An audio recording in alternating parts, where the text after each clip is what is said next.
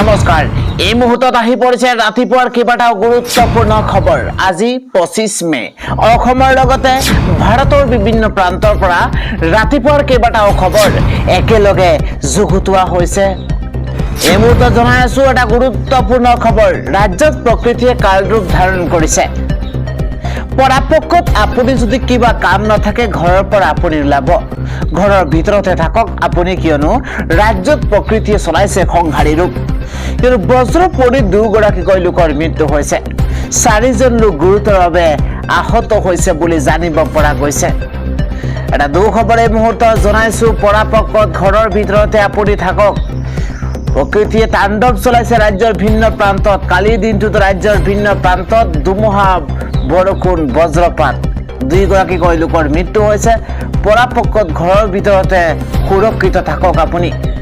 ধুমুহা, বৰষুণ, বজ্ৰপাতে সন্ত্ৰাস চলাইছে ৰাজ্যত বজ্ৰ পৰি 2গৰাকীকৈ লোকৰ কৰুণ মৃত্যু হৈছে।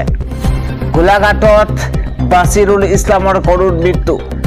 গোসাইগাঁৱত চিনান টুডু নামৰ এগৰাকী লোকৰ মৃত্যু হৈছে। এইদৰে ৰাজ্যৰ ভিন্ন প্ৰান্তৰ পৰা বেয়া খবৰ আহি পৰিছে। বজ্ৰপাত পৰি গুৰুতৰভাৱে আহত হৈছে আন 4গৰাকীকৈ লোক।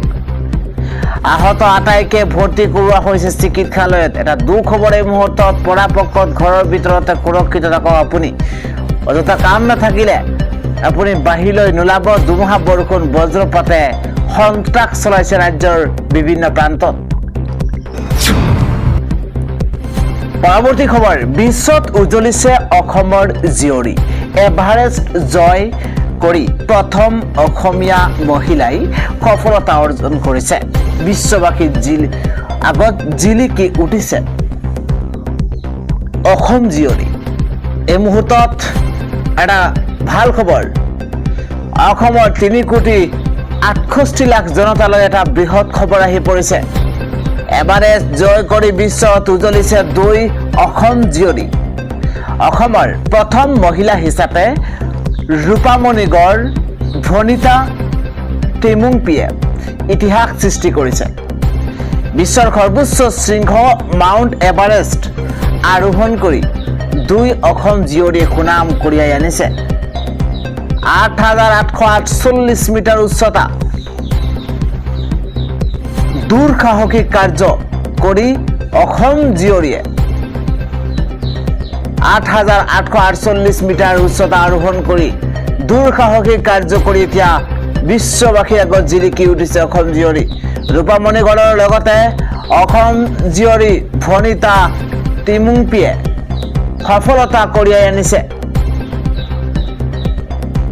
ভাৰত তিব্বত সীমান্ত আৰক্ষী বাহিনীৰ মহিলা পৰ্বত আৰোহীৰ দলৰ সফলতা। এভাৰেষ্ট জয় কৰা ৰূপামণিৰ ঘৰ লখিমপুৰৰ চৰাইমৰীয়াত বুলি জানিব পৰা গৈছে। দ্বিতীয়গৰাকী অসম জীয়ৰী ভনিতা টেমুংপিৰ ঘৰ গুৱাহাটীত। এভাৰেষ্ট জয় কৰা দলটোৰ উপদলপতিৰ দায়িত্বত আছিল ভনিতা। অসমৰ 3,68,00,000 জনতালৈ বৃহৎ খবৰ আহি পৰিছে। জনাইছো পৰৱৰ্তী খবৰ। কভিডৰ পিছত এইবাৰ আগ্ৰাসী ৰূপত আহিছে ইবোলা ভাইৰাছ। ৰাজ্যত নতুন ভাইৰাছে দেখা দিছে আৰু তাৰ পাছতে ৰাজ্যত চলাইছে সন্ত্ৰাস। এই মুহূৰ্তত এটা বেয়া খবৰ। কভিড মহামাৰীৰ পাছতে ভয়ংকৰ ৰূপত আহিছে ইবোলা ভাইৰাছ। এই ইবোলা ভাইৰাছ কি? ইবোলা ভাইৰাছে কিদৰে মানুহৰ দেশত আক্ৰমণ চলায়, মানুহৰ দেশত কিদৰে সংক্ৰমিত হয় আৰু তাৰ পিছতে কি পৰিস্থিতিৰ সূচনা কৰে এই ইবোলা ভাইৰাছে, প্ৰতিটো আপডেট এই মুহূৰ্তত লৈ অহাৰ চেষ্টা কৰিছো। এটা গুৰুত্বপূৰ্ণ খবৰ এই মুহূৰ্তত জনাইছো। কভিডৰ মহামাৰীৰ পাছতে ভয়ংকৰ ৰূপত আহিছে এই ভাইৰাছ। এই ভাইৰাছৰ নাম হৈছে ইবোলা ভাইৰাছ। আফ্ৰিকাৰ কেইবাখনো দেশত বৃদ্ধি হৈছে ইবোলাৰ সন্ত্ৰাস। ইবোলাৰ সংক্ৰমণত বৰ্তমানলৈকে 71গৰাকীকৈ লোকৰ মৃত্যু হৈছে। বৰ্তমান পৰ্যন্ত 750জনৰো অধিক লোক সংক্ৰমিত হোৱাৰ খবৰ আহি পৰিছে। এটা বিগ নিউজ। কংগোত মাৰাত্মক ৰূপত সংক্ৰমিত হৈছে এই ভাইৰাছবিধ। অগুত বৰ্তমানলৈকে 17 বাৰ সংক্ৰমিত হৈছে ইবোলা ভাইৰাছ। ভাৰতৰ কেইবাটাও বিমানবন্দৰত আৰম্ভ হৈছে টেষ্টিং স্ক্ৰিনিং আৰম্ভ হৈছে। কোভিড মহামাৰীৰ পাছতেই ভয়ংকৰ ৰূপত আহি পৰিছে এই ভাইৰাছবিধ। অৱশ্য ভাৰতত এই পৰ্যন্ত কোনো লোক ধৰা পৰা নাই যদিও আৰম্ভ হৈ পৰিছে ইতিমধ্যে টেষ্টিং স্ক্ৰিনিং আৰম্ভ হৈছে। আফ্ৰিকাৰ কেইবাখনো দেশত বৃদ্ধি হৈছে ইবোলাৰ সন্ত্ৰাস। পৰৱৰ্তী খবৰ, এক লাজ লগা লজ্জাজনক কাণ্ড। নাক কাটিলে এগৰাকী বিজেপিৰ জিলা সভাপতিয়ে। কি কাণ্ড কৰিছে বিজেপিৰ এগৰাকী জিলা সভাপতিয়ে, আৰু তাৰ পিছতে পৰিস্থিতি কোনফালে ঢাল খাইছে প্ৰতিটো আপডেট এই মুহূৰ্তত লৈ অহাৰ চেষ্টা কৰিছো। এটা বিগ ব্ৰেকিং ডাঙৰ খবৰ, বিজেপিৰ জিলা সভাপতিৰ লাজ লগা কাণ্ড। মহিলা কৰ্মীক অশ্লীল প্ৰস্তাৱ বিজেপিৰ জিলা সভাপতিৰ। এই মুহূৰ্তত জনাইছো সেই খবৰ, জিলা সভাপতি মহেন্দ্ৰ দাসৰ এক লাজ লগা কাণ্ড। মহেন্দ্ৰ দাসৰ হোৱাটছআপ মেছেজক লৈ তোলপাৰ হৈছে ৰাজ্য। মহেন্দ্ৰ দাস বৰপেটা জিলা বিজেপিৰ সভাপতি। ঘটনা সন্দৰ্ভত ৰাজ্যিক সভাপতি দিলীপ শইকীয়াক অভিযোগ মহিলাৰ। এই মুহূৰ্তত এটা বিগ নিউজ, বিজেপিৰ জিলা সভাপতিৰ লাজ লগা কাণ্ড। মহিলা কৰ্মীক অশ্লীল প্ৰস্তাৱ বিজেপিৰ জিলা সভাপতিৰ। জিলা সভাপতি মহেন্দ্ৰ দাসৰ লাজ লগা কাণ্ড। দুখবৰ এই মুহূৰ্তত জনাইছো, মহেন্দ্ৰ দাসৰ হোৱাটছএপ মেছেজকো এতিয়া ৰাজ্য তোলপাৰ লাগিছে। পৰৱৰ্তী খবৰ, ভয়ংকৰ দুৰ্ঘটনাৰ পৰা কথমপি প্ৰাণ ৰক্ষা পৰিছে নামনিমুৱা অৱধ অসম এক্সপ্ৰেছৰ। এই মুহূৰ্তত জনাইছো এটা দুখবৰ, ভয়ংকৰ দুৰ্ঘটনাৰ পৰা ৰক্ষা পৰিছে নামনিমুৱা অৱধ অসম এক্সপ্ৰেছ। ট্ৰেইনৰ ভিতৰতে আবদ্ধ হৈ পৰিছে শ শ যাত্ৰী। এক ভয়ংকৰ দুৰ্ঘটনাৰ পৰা কথমপি ৰক্ষা, ৰেল আলিতে ছিগি পৰে 2500 ভল্টৰ বিদ্যুৎ পৰিবাহী তাঁৰ আৰু কথমপি প্ৰাণ ৰক্ষা। ভয়ংকৰ ধুমুহাৰ ত্ৰাসত আবদ্ধ হৈ পৰে ট্ৰেইনখন আৰু চালকে জৰুৰীকালীনভাৱে ৰখাই এই ট্ৰেইনখন। তিতাবৰত এই ভয়ংকৰ ঘটনা সংঘটিত হৈছে। দুখবৰ এই মুহূৰ্তত, ভয়ংকৰ দুৰ্ঘটনাৰ পৰা প্ৰাণ ৰক্ষা পৰিছে বহু যাত্ৰীৰ। ভয়ংকৰ দুৰ্ঘটনাৰ পৰা ৰক্ষা হৈছে নামনিমুৱা অৱধ অসম এক্সপ্ৰেছ। ট্ৰেইনৰ ভিতৰতে আবদ্ধ হৈ পৰিছে শ শ যাত্ৰী আৰু ৰেল আলিতে ছিগি পৰিছে 2500 ভল্টৰ বিদ্যুৎ পৰিবাহী তাঁৰ। ভয়ংকৰ ধুমুহাৰ ত্ৰাসত আবদ্ধ হৈ পৰিছে সেই ট্ৰেইনখন।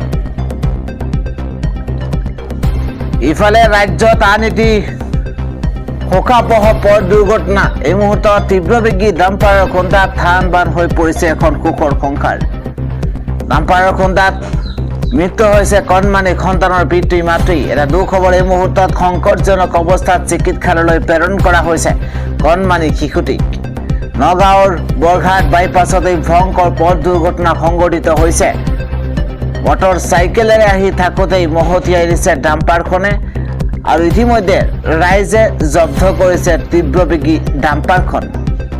ৰাজ্যত অতি ভয়ংকৰ ভয়াৱহ পথ দুৰ্ঘটনা। পৰৱৰ্তী খবৰ, কেন্দ্ৰীয় বিত্তমন্ত্ৰী নিৰ্মলা সীতাৰমণক সাক্ষাৎ কৰিছে মুখ্যমন্ত্ৰী ডক্টৰ হিমন্ত বিশ্ব শৰ্মাই। অসমৰ অৰ্থনৈতিক প্ৰগতি আৰু উন্নয়নৰ যাত্ৰাক অধিক গতিশীল কৰাৰ উদ্দেশ্যে শনিবাৰে নতুন দিল্লীত এক গুৰুত্বপূৰ্ণ বৈঠকত মিলিত হয় মুখ্যমন্ত্ৰী ডক্টৰ হিমন্ত বিশ্ব শৰ্মা আৰু কেন্দ্ৰীয় বিত্তমন্ত্ৰী নিৰ্মলা সীতাৰমণ। অসমৰ অৰ্থনৈতিক প্ৰগতি আৰু উন্নয়নৰ যাত্ৰাক অধিক গতিশীল কৰাৰ উদ্দেশ্যে শনিবাৰে নতুন দিল্লীত এক গুৰুত্বপূৰ্ণ বৈঠকত মিলিত হয় মুখ্যমন্ত্ৰী ডক্টৰ হিমন্ত বিশ্ব শৰ্মা আৰু কেন্দ্ৰীয় বিত্তমন্ত্ৰী নিৰ্মলা সীতাৰমণ। বিত্তমন্ত্ৰীগৰাকীৰ চৰকাৰী আৱাস গৃহত অনুষ্ঠিত এক বৈঠকত অসমৰ ভৱিষ্যত বিকাশৰ ৰূপৰেখা সন্দৰ্ভত বিতং আলোচনা কৰে। বৈঠকত মুখ্যমন্ত্ৰী ডক্টৰ হিমন্ত বিশ্ব শৰ্মাই বিগত 5টা বছৰত অসমৰ উন্নয়নমূলক প্ৰকল্পসমূহৰ ক্ষেত্ৰত কেন্দ্ৰীয় চৰকাৰে আগবঢ়োৱা নিৰৱচ্ছিন্ন সহযোগিতাৰ বাবে ধন্যবাদ জ্ঞাপন কৰিছে। বৈঠকৰ অন্তত ছ'চিয়েল মিডিয়া যোগে মুখ্যমন্ত্ৰীগৰাকীয়ে কয়, আজি নতুন দিল্লীত মাননীয় কেন্দ্ৰীয় বিত্তমন্ত্ৰী শ্ৰীমতী নিৰ্মলা সীতাৰমণ ডাঙৰীয়ানীক সাক্ষাৎ কৰি অসমৰ সামগ্ৰিক উন্নয়নী যাত্ৰাত বিগত বছৰসমূহত আগবঢ়াই অহা আন্তৰিক সহযোগিতাৰ বাবে কৃতজ্ঞতা জ্ঞাপন কৰিছোঁ। সাক্ষাতৰ সময়ত অগ্ৰগামী অসম গঢ়াৰ লক্ষ্যৰে আন্তঃগাঁথনি, বিনিয়োগ, উদ্যোগ আৰু জনকল্যাণক অধিক শক্তিশালী কৰাৰ দিশত ভৱিষ্যতৰ দিনসমূহৰ ৰূপৰেখা সন্দৰ্ভতো তেখেতৰ সৈতে বিস্তৃত আলোচনা কৰা হৈছে। এই বৈঠকত অসমৰ মুখ্য সচিব ডক্টৰ ৰবি কোটা আৰু মুখ্যমন্ত্ৰীৰ অতিৰিক্ত মুখ্য সচিব ডক্টৰ কে দ্বিবেদীও উপস্থিত আছিল। জনাইছোঁ পৰৱৰ্তী খবৰ।